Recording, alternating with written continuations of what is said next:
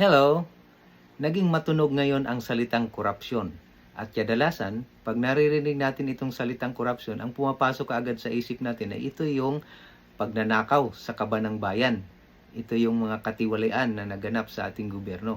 Pero alam nyo ba na legally speaking, iba-iba ang ibig sabihin ng salitang korupsyon.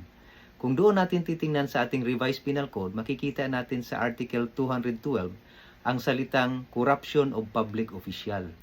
Pag sinabing corruption of public official, hindi ito yung pangungurakot na kadalasang nasa isip natin ng mga opisyal ng gobyerno, kundi ito yung krimen ng panunuhol sa isang opisyal ng gobyerno.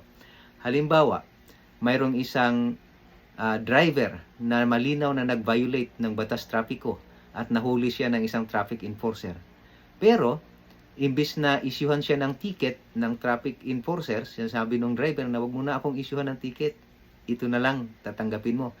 Kumbaga, sinusuhulan niya itong traffic enforcer para hindi na lang siya i-isyuhan ng ticket. At itong traffic enforcer naman, pumayag naman na tanggapin na lang yung suhol at hindi na niya isyuhan ng ticket yung driver na malinaw namang nag-violate ng batas trapiko.